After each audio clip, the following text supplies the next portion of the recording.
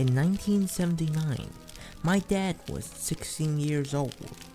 He grew up in southern Arkansas near Spavinsaw Creek, deep in the country. He knew that land better than he knew anything. But my grandmother was still hesitant when he asked to go camping at the creek for the weekend with his friends from the other farms around the area. After much deliberation, my grandmother finally agreed. That weekend, he and his friends packed up and headed to the creek. The group was made up of 9 teenage boys, ages 13 to 17.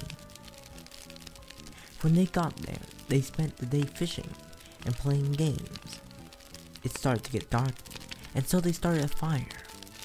The sun went down, and it got so dark that my dad could no longer really see the faces of those around him. He looked around the fire and began trying to identify his friends. He could hardly see. He figured out who most of them were, but he was confused by the number of people around the fire. He counted to himself. 1, 2, 3, 4, 5, 6, 7, 8, 9, 10. He counted again and again to determine whether he had accidentally counted someone twice. After counting over and over, he began to panic. Who the fuck is this extra person sitting with us around the fire? He thought. He didn't know how to tell his friends. He was afraid that whoever or whatever was with them around the fire would be set off by his telling the group about and hurt them. Count the people, he finally said to his friends. They all muttered, "What? What are you talking about?"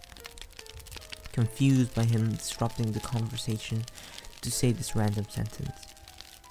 "Count the people," he insisted loudly. They sat there in silence for a couple of seconds. They realized what he was saying. They all jumped up and sprinted away from the fire. After about 15 minutes, they all made their way back to the fire. They all came back safe. None of them ever found out who or what was sitting with them by the fire.